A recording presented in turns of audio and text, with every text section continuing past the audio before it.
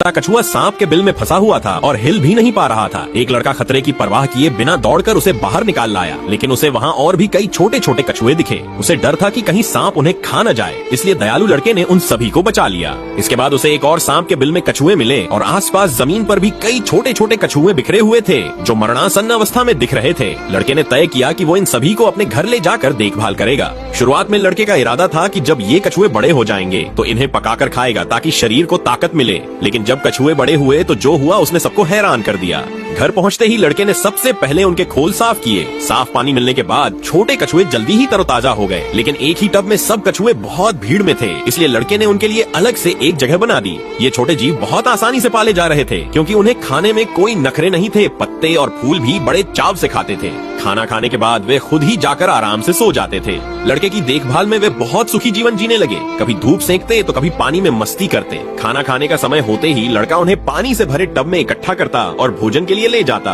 हर कछुआ एक बार में बस एक फूल खा पाता था, लेकिन उनकी संख्या इतनी ज्यादा थी कि जल्द ही फूल खत्म हो गए। मजबूरी में लड़के को उन्हें हरी सब्जियां देना शुरू करना पड़ा। शुक्र है कि कछुओं को जो भी दिया जाए वे खुशी से खा लेते। धीरे धीरे वे बड़े होने लगे और उनके खाने की मात्रा भी बढ़ती गई। रोज लगभग 50 किलो सब्जियां खाने लगे। हालांकि उन्हें पालना मुश्किल हो गया था, फिर भी लड़का हर दिन उनके लिए खाना तैयार करता। लेकिन किसी ने सोचा नहीं था कि वक्त के साथ ये छोटे से कछुए विशाल कछुए बन जाएंगे। कुछ तो इतने बड़े हो गए कि उनका वजन सैकड़ों किलो तक पहुंच गया। ये देख लड़का डर गया कि कहीं वे म्यूटेट होकर उसे ही न खा जाएं। वह तुरंत उन्हें डॉक्टर के पास ले गया। डॉक्टर ने बताया कि ये कछुए सुलकाटा टॉर्टॉइज हैं, दुनिया के सबसे बड़े जमीन पर रहने वाले कछुओं में से एक। बड़े होने पर इनकी कीमत लाखों में होती है। एक कछुआ ही कई लाख का बिक सकता है। ये सुनकर लड़के ने उन्हें खाने का इरादा छोड़ दिया और भी अच्छे से उनकी देखभाल करने लगा।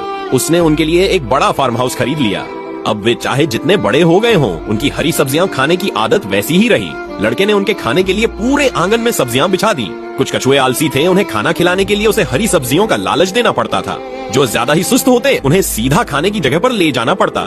पोषण की चिंता में लड़के ने उन्हें फल भी देना शुरू किया। सूखे ड्रैगन फ्रूट तो वे रोज सैकड़ों खा जाते थे, लेकिन उनका सबसे पसंदीदा खाना था कैक्टस, नागफनी। जैसे ही उन्हें नागफनी की खुशबू आती, वे दौड़ते हुए लड़के के पास पहुंच जाते और हर निवाला बड़े मजे से खाते। इंसानों के साथ लंबे समय तक रहने के कारण वे बेहद शांत और दोस्ताना बन गए थे। कभी कभी तो वे छोटे लड़के को पीठ पर बिठाकर स्कूल भी ले जाते, लेकिन उनकी रफ्तार इतनी धीमी होती कि अक्सर देर हो जाती।